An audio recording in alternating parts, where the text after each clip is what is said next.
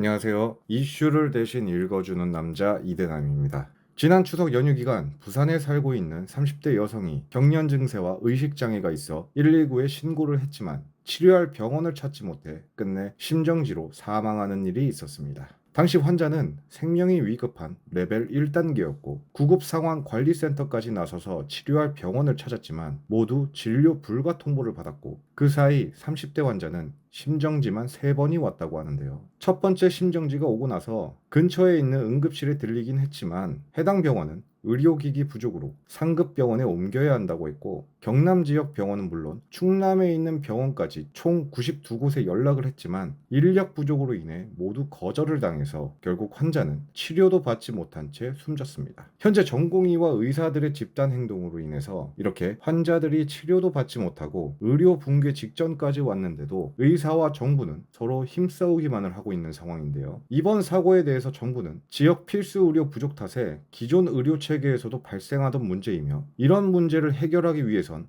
더 이상 의료개혁을 미룰 수 없다고 밝히면서 의료개혁에 대한 고집을 꺾을 생각이 없어 보이는데요. 참고로 저는 정부와 집단 행동을 하는 의사들 모두 똑같은 부류로 생각을 하는 입장입니다. 집단 행동을 하는 의사와 전공의들 또한 이렇게 응급실 뺑뺑이로 사람이 죽어가는 상황에서도 현재 잠도 못 자며 환자를 돌보고 있는 의사들과 전공의들에게 배신자 프레임을 씌우면서 신상을 유포하는 블랙리스트를 작성하는가 하면 몇몇 전공의들은 자신들의 커뮤니티에 매일 1000명씩 죽었으면 좋겠다. 응급실에 못 가는데 어쩌라는 거냐. 동정심이 안 든다라며 환자들과 국민들의 아픔을 조롱하고 있습니다. 결국 이들은 경찰에 붙잡혀 현재 조사를 받고 있는데요. 과연 이런 것들이 의사의 자격이 있을까요? 저는 솔직히 정치나 의료계 집단 행동에 대해서 잘 알지 못합니다. 그러나 일방적으로 의료개혁을 밀어붙이고 계속 고집을 부리고 있는 정부 정책에 대해서는 굉장히 비판적이지만 그렇다고 의료체계가 붕괴되고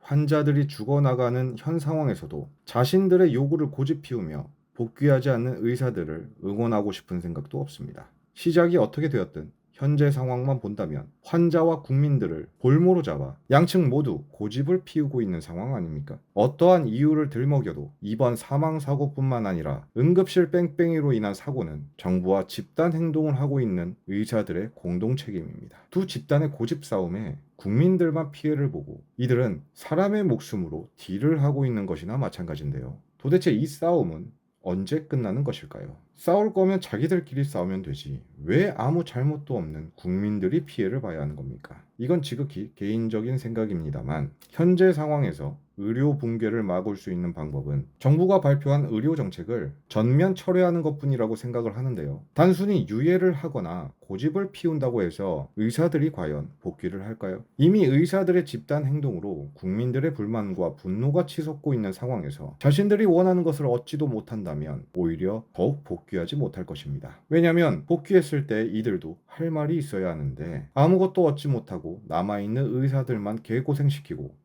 병원에 엄청난 손해를 입혔는데 이들이 과연 병원에서 제대로 지낼 수 있을까요? 그러니 지금은 정부가 한 발 물러나서 의사들의 요구를 들어주고 차후에 다시 논의를 하는 것이 현재로서는 유일한 방법일 것 같지만 정부가 과연 고집을 꺾을지 의문이 들긴 합니다. 따지고 보면 정부 입장에서도 지금 분위기에서 철회를 한다는 것은 정부의 정책이 잘못됐음을 시인하는 것이기 때문에 쉽게 고집을 꺾을 것 같아 보이지는 않는데요. 다만 이들이 이렇게 고집을 피우는 지금 이 순간에도 병원을 찾다가 치료도 받지 못하고 숨지는 환자들이 아주 많다는 것을 꼭 알아줬으면 좋겠습니다. 하루빨리 의료체계가 정상화되고 더 이상 응급실을 돌다가 숨지는 안타까운 일이 없길 바라며 오늘의 영상을 마치도록 하겠습니다. 시청해주셔서 감사합니다.